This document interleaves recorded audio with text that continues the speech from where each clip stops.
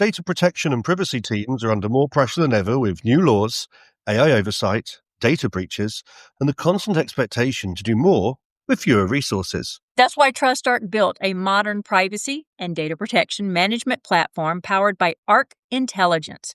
It unifies your tools, automates the work that slows you down, and surfaces what matters most right when you need it. From guided quick actions to our intelligent assistant, Ask Arc, you get credible, contextual answers backed by expert research, not generic AI guesses. Finally, privacy that works the way privacy pros work. Learn how TrustArc helps teams move faster with confidence at trustarc.com/serious-privacy.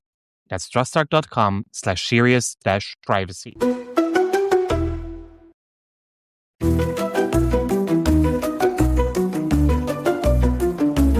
You're listening to the award-winning Serious Privacy podcast sponsored by TrustArc. Please welcome your hosts, Paul Breitbart, Ralph O'Brien, and Dr. Kay Royal. There's something fascinating about a solar eclipse. We look up to the moon as it moves across the sun's surface, but we have to be careful not to burn our eyes. We need protective glasses to watch it. And so, this week, we're going to talk about sunglasses, and we're going to talk about specifically the Meta Ray brands, or Glass Holes 2, as I like to call it. And when we're going to think about the glasses we wear to stop us burning our eyes, that's a form of control. Often in data protection and privacy, we talk about control over what we reveal, control over who sees us, control over who gets our information. The things that look like ordinary glasses, sit on your face like ordinary glasses, who has the control? Who wears the glasses? The people in front of the camera. Welcome to Serious Privacy. My name is Ralph O'Brien. And I'm Kay Royal, and welcome to Serious Privacy. That's okay. I'll let that slide. I figured you did it like Freudian slip kind of thing, so I was okay with that. Yeah, we have this ongoing, if you're new to the podcast or not new, we have this ongoing debate on whether it's privacy or privacy. It's not really a debate, right? I'll give you a quick example. I was talking to someone about HIPAA doesn't apply to workers' comp or auto injury. And the person on the other end is, that's your opinion. I'm like, no, let's be clear. This is not a piece of law that needs a lawyer to interpret it. HIPAA very specifically says these insurances aren't covered. Anyway, so there we go. Freudian slip there. These things aren't covered. It's not an opinion. It's a fact. Anyway, unexpected question. And funny enough, when I wrote this down in my list of fantastic unexpected questions for the year, which means they're not completely unexpected to me, I actually wrote down a choice of answers for myself too. So I didn't realize that. I did that when I got the question. So here we go. If you could only say, I know this is a perfect one for you, Ralph. If you could only say 3 words for the rest of your life, what would they be? Oh my. Yeah, perhaps, just, oh my God, just a permanent state of surprise at the one. Well, you could put different inflections on it and be like, oh my God. Or like the Southern, bless her heart. Bless her heart, yeah. You could say, oh, bless her heart. It could be sincere. I could go to Marvel and just say, we are Groot, or I am Groot. Right. See, that's one I wrote down. I am Groot. Preempted you there. That is one I wrote down. The other one is good googly moo. Good googly moo. I like that one. That's beautiful. I had a blog many years ago. None of y'all are allowed to go look for it because it's on the internet, so it never goes away. Called Good Googly Moo. Good googly moo. I will be Googling good googly moo. Don't you dare Google. I can't even say this. This is worse than operationalization. I am going to warn y'all. I have been up for more than 24 hours. For some reason, I could not sleep last night. And I stayed up all night long writing Ralph and Paul about something I needed to change about an image and for this reason. And it was all very well thought out and very well put. It's not like I was on a manic rant. But considering they both probably woke up to 15 messages from me, it looked like a manic rant. It's the way I feel when I get to the end of the day and I finally check their Slack messages to me.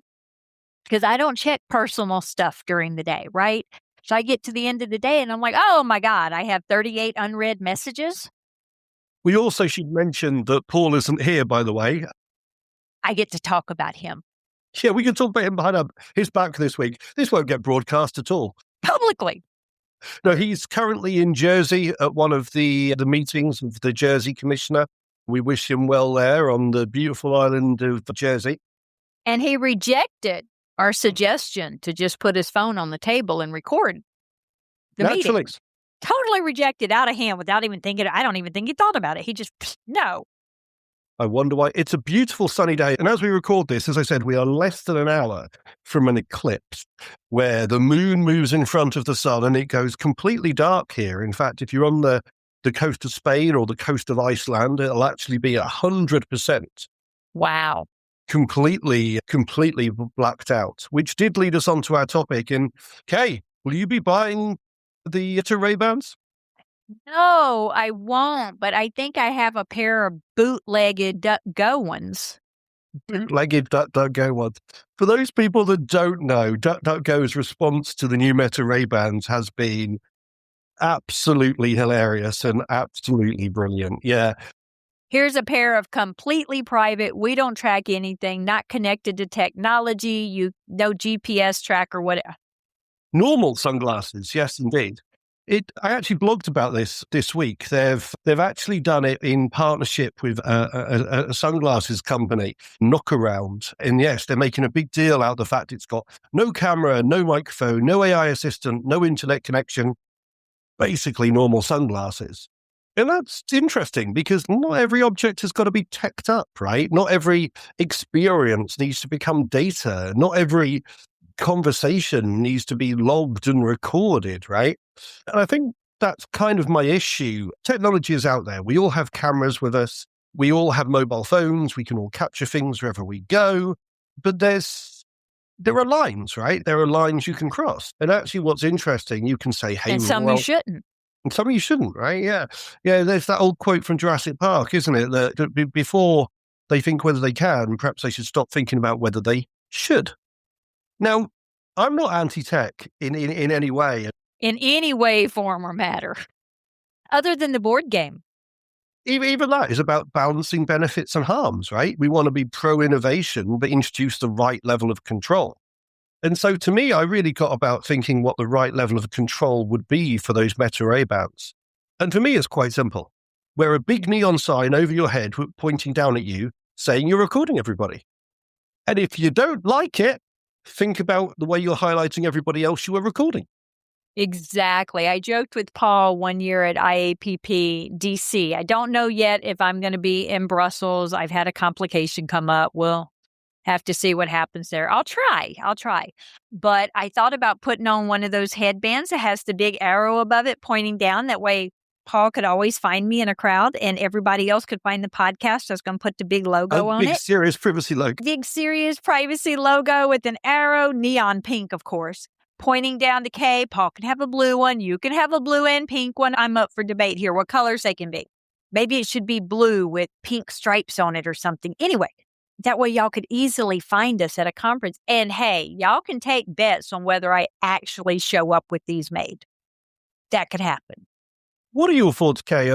It's interesting that there's been made of the fact you can have a $30 software patch that will stop the red light from turning on, or use a little piece of black tape. Or right, exactly, or spray paint it black or whatever. Here's the thing. Is this carrying public surveillance a little too far? Yes, it is, because public surveillance is done by entities, right? It's done by companies or the public government that puts out surveillance. Countries are widely known for them. UK has cameras everywhere. Companies have Ring doorbells and all of this. This goes beyond that. This is not surveillance of your property. This is you out in public, which, okay, fine. You can't stop people from doing them in public. But this is also people at work. This is also people at home. This is people on their jobs. This is people at school. This is people in your classrooms. Even if you think you should have the right to wear whatever piece of technology you want, would you want your kid's teacher doing it? Yeah, it is interesting, isn't it? Yeah, normalizing surveillance is a word we use quite often. Personal surveillance, personal space survey. I don't even know how to phrase it, but I feel like there needs to be a phrase for it. Intrusive nonsense is probably not the one people want me to call it. And I'm being paranoid here. This is how gives you the right to do this?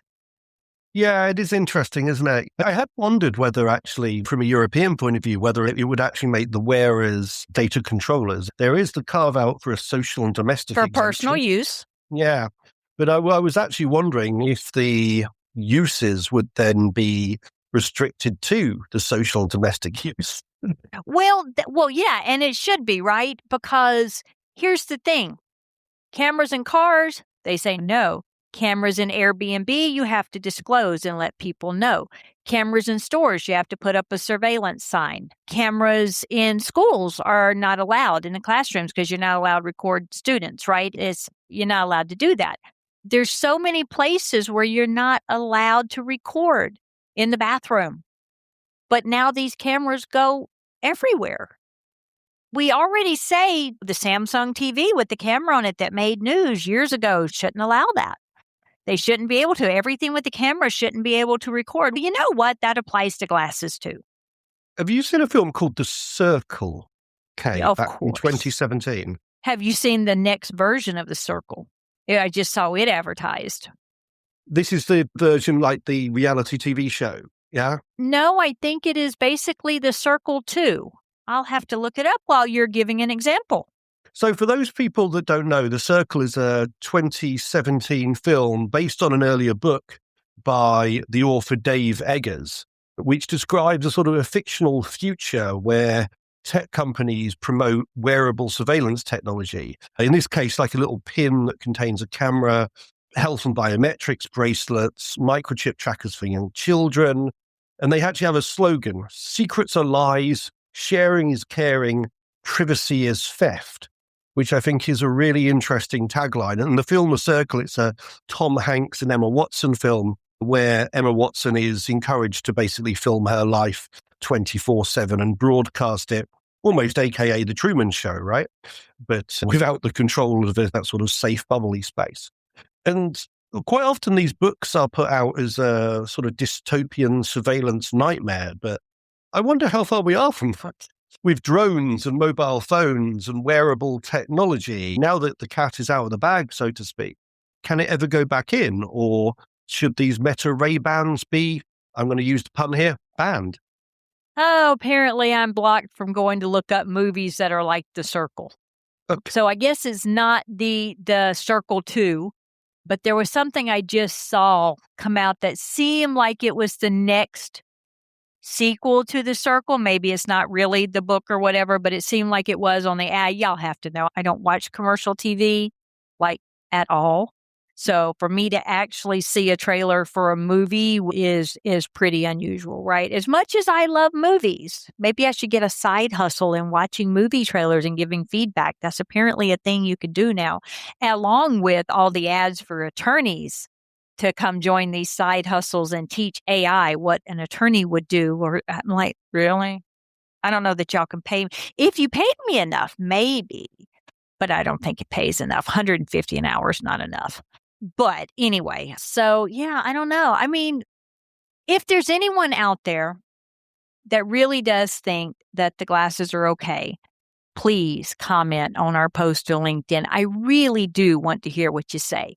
If you want to write us anonymous, you wouldn't be writing us anonymously, but if you want to write us anonymously, I think you can do so on the podcast, or you can drop one of us a note and we just won't share who it is with anyone else.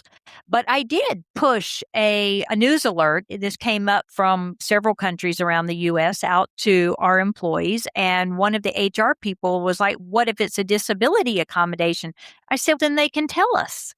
Not everything that we ban or put a rule on at work has to have a caveat. And if you have a disability accommodation that needs to be accommodated, let us know.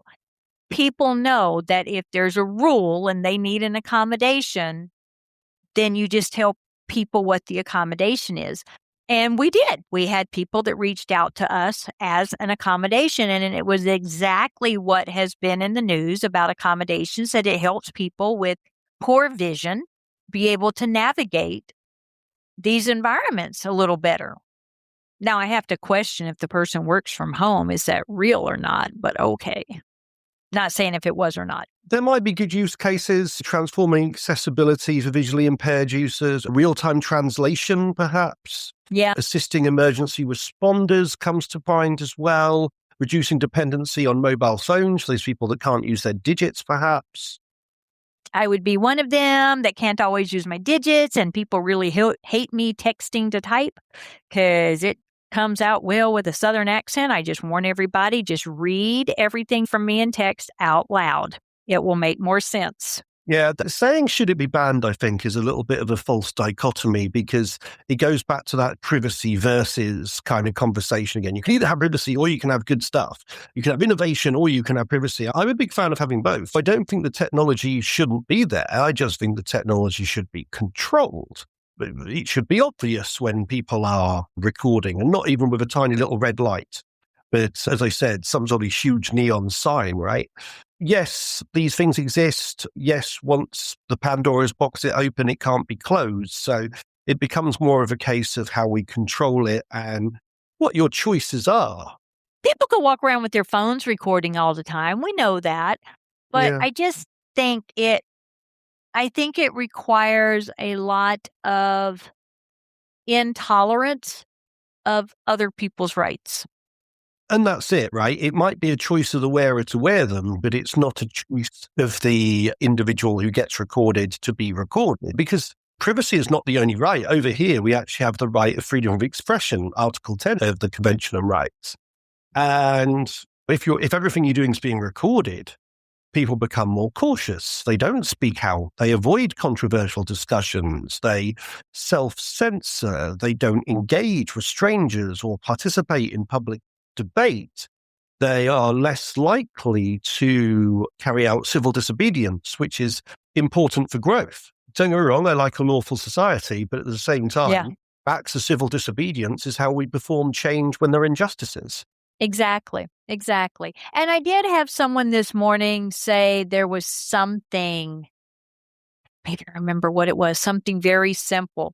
They're like, if we didn't allow this and we had technology, oh, I know exactly what it was. It was my daughter who homeschools my oldest grandson.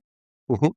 And she just went yesterday and printed off like 100 pages of something for him to use. And this morning she wanted to print out a map because she wanted to overlay a grid and play battleships. I'm like, what part of these papers could you not put on a tablet? She's like, I have to lay a grid over it to play battleship. What part of a map could you not overlay a grid to play battleship? She's like, not everything has to be technology. She's like, why would you give kindergartners and first graders a tablet to learn on? Quit sending technology to kindergarten. I'm like, child, you are a digital immigrant. You might be more digitally tied in than your mom, although to be frank, I doubt it. But if you were to speak from our generations, maybe her generation, what is her generation? Is it Gen Z? She was born in the 90s. And am I Gen X? What am I? Yeah. I don't know what I am versus what she is, but whatever it is, we're two different generations. Millennial? Maybe that sounds more familiar. I have to look it up every time. They do know you can't really define generations until generations down the road when you can look in history and then decide where they group together. And now we've decided we're going to name them as we go. I'm an Xennial. I'm on the cusp of Gen X and millennials. Ooh. Anyone bought, an Xennial. Let's just say I was already born by 1970, got here. Yeah, you're probably Gen X. You're not quite a boomer. You're definitely a Gen X. Yeah, right. But being from the South, I might qualify in my outlook as more of a boomer being a nurse, right? But her generation is supposed to be more digitally savvy than my generation. Every generation should be more digitally savvy than their parents' generation and their grandparents' generation. That's just the way technology works. I don't think she is, right? And my grandchildren are growing up with the technology is already here when they're old enough to know what the heck it is. Actually, it may be gone by then. And I tell them I'm older than Google. Their mom is older than Google. It'll probably blow their minds. Will Google still be here in 15 years? 10 years? I'm sure it will in some version. There are some people that are moving away from Facebook in favor of TikTok. Oh, absolutely. It's your parents and your grandparents' tool, not the current generation at all, right? Yeah, it's really interesting to see how tools go in and out. Dare I mention things like MySpace and Bebo?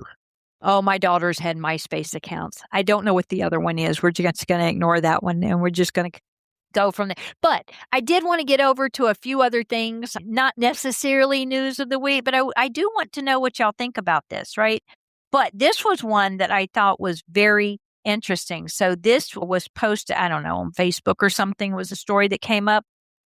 A wild scene just unfolded at Atlanta's Hartsfield-Jackson International Airport in Atlanta after Delta Flight 591 landed from Las Vegas.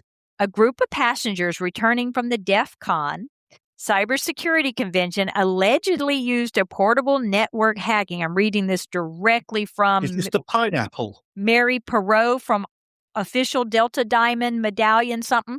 They used a network hacking tool like a Wi-Fi pineapple to launch a mid-air de-authentication attack. They successfully jammed the plane's official in-flight Wi-Fi, kicking everyone offline, broadcasted a malicious clone network named Delta Wi-Fi Fast. The fake hotspot served up a phishing landing page designed to harvest passengers' personal credentials and Google login data, prompting the captain to send an emergency ACARS, ACARS. I don't know what that stands for. Someone can Google it. Alert to the ground. Upon docking at gate A18, federal authorities and airport police immediately boarded the aircraft to hold the cabin, question the suspect, and seize the broadcasting hardware. Yep. This is really just hackers being naughty, right? Sounds like terrorists to me, because they could have taken down the planes. They only went after the Wi-Fi, but couldn't that interfere with the plane's navigation and stuff too? The thing is, they were coming back from DEF CON, which is supposed to be a home for white hat hackers who are doing good things. So the fact they got together and decided to try and do something to a commercial airliner malicious, because it went to a clone site that harvested their credentials. And we all know that the crew used the Wi-Fi on board as well. Now, whether or not they use the same one that's available to passengers, I don't know. And American has free Wi-Fi for everybody now. As long as you're a member of the American Club, you get free Wi-Fi. You don't have to pay for it, which is really good, but you should still use a VPN. Yeah, totally. Again, just because you can doesn't mean you should with these things. Right, exactly. So I just was reading a job announcement the other day that said the person should be, not that I'm looking for a job, just put that disclaimer out there. But I always watch the job market because that's where you learn what's going on, right? Like right now, there are so many privacy and data protection jobs open out there, and AI and data jobs. There's a ton of them. Hardly any of them are paying a crap. And from what I understand, hundreds and hundreds of people are applying, and God only knows what happens with them. That most of them, I think, don't ever even get a response back. I think they're rejected from AI if I'm listening to the chatter that's going on out there. Seems to be a So problem. if you got a good job, keep it. Paul, funnily enough, would tell us that actually the Jersey Commission are looking for a compliance enforcement director between £114,000 and £124,000. There you go. If you want to go and work in Jersey as the compliance and enforcement director, go and have a look at it online. Yeah, absolutely. So it's all about who you know. So if you're looking for a job and I can help you, don't hesitate to reach out. I will put whatever good word for you in that I possibly can. But it's the job said the person must be comfortable working remote and must be comfortable working during travel, working on the airline, working on the train. So they absolutely require this as part of the working job, which means you've really got to be savvy in knowing how to work on the run, which means VPNs, VDIs, knowing how to protect yourself, your company. Old school screen protectors for your laptop so the person sitting the row behind you can't read everything on your screen, which was years ago. There was a guy sitting on the row ahead of me across the aisle. I could see everything he was working on, and he happened to be working on a mergers and acquisitions deal for the company my husband was working with. Yes. And I told him that. We got off the plane. I said, by the way, I said, you're working on a mergers and acquisition deal for ON Semiconductor? He went, I said, you should really use a screen protector. Yeah, it's amazing how many times I overhear on the train people talking about lawyers talking about their customers and clients and being quite specific, actually. Stop that, right? Every now and then you'll hear me on here or you'll hear Paul on here say something about our work and something that might be related. Like I said, we put out the notice of the glasses, but I would never dare give details of problem clients or colleagues, whether it's at this job or another. Even if I give a war story about something we dealt with, I won't even tell you what employer I was with at the time. And considering that I did consulting work, there's no telling who it is. It could be Fortune 1 down, right? There's no telling. And Ralph's the same way. He's got a ton of consulting. If he happens to give a war story, it's not going to be specific enough for you to be able to identify the company, much less the one that he's consulting with at the time.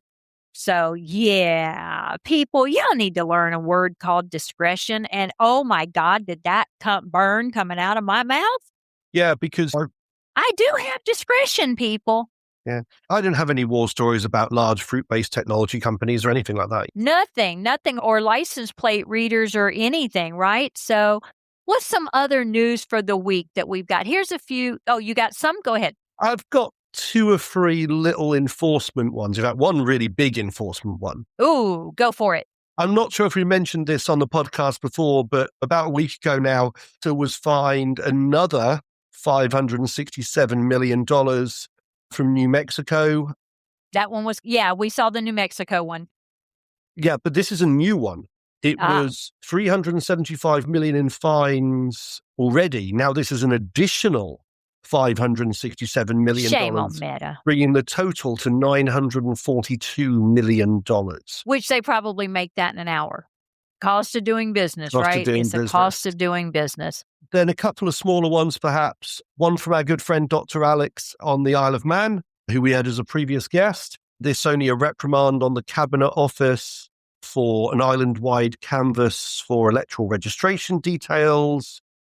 Those elections get wicked over there, people. I'm telling you, wicked.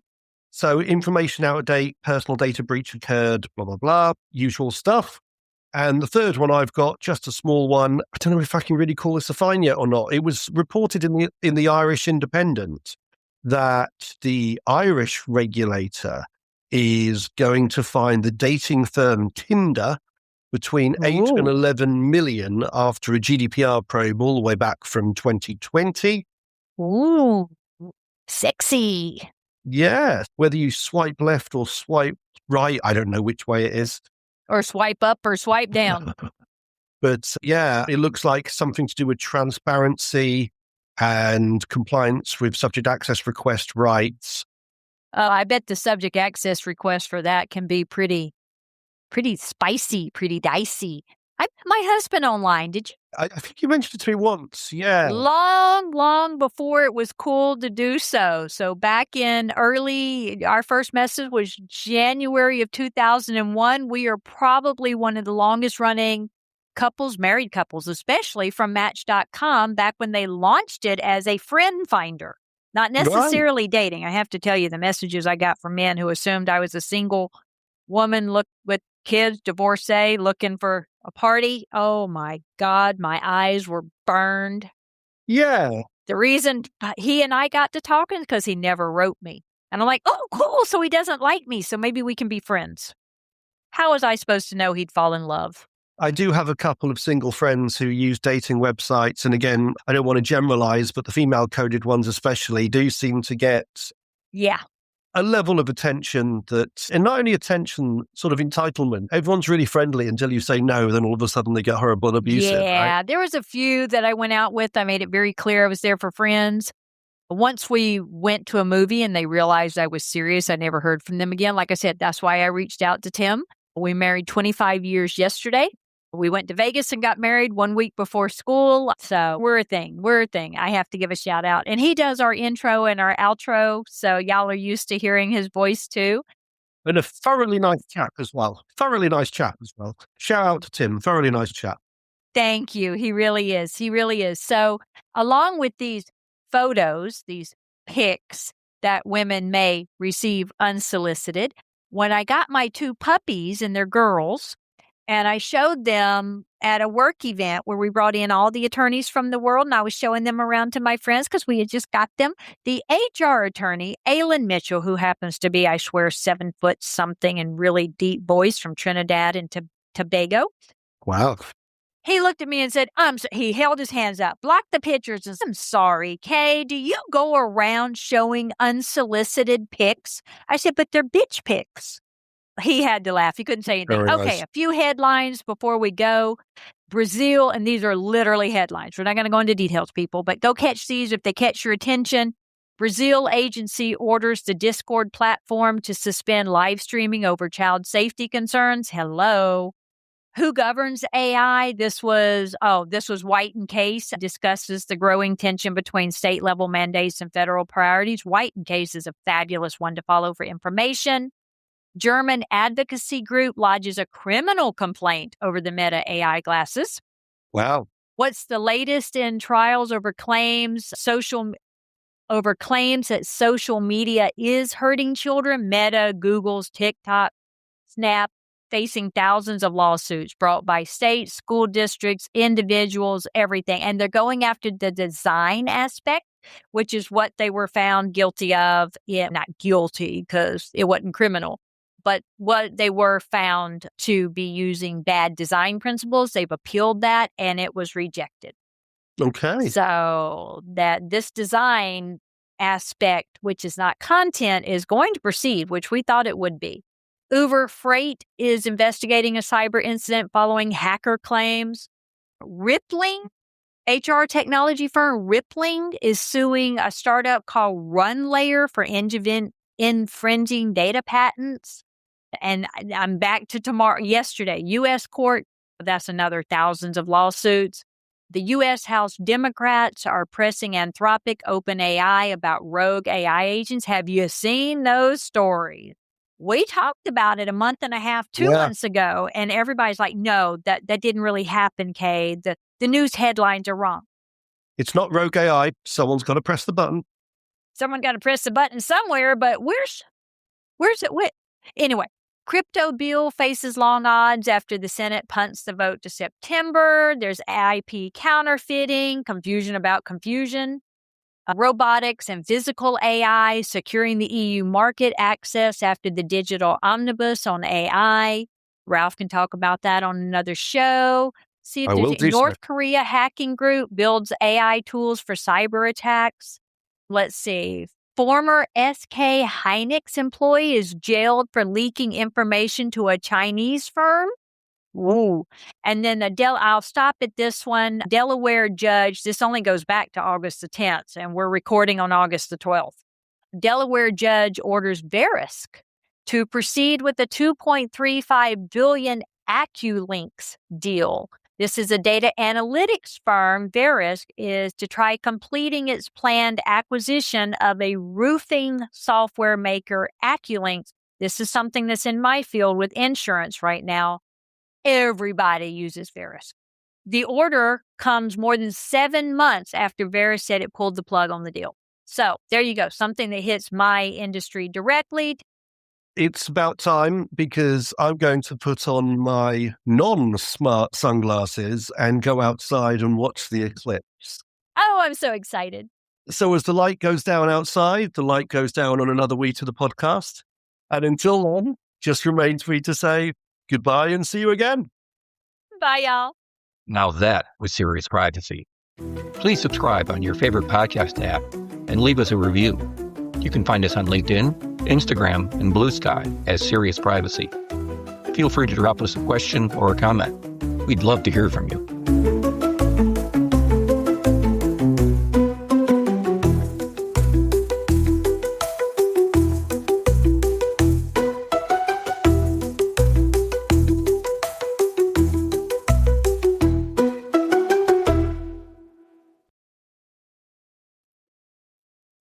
If you're a data protection or privacy professional, you already know the pressure.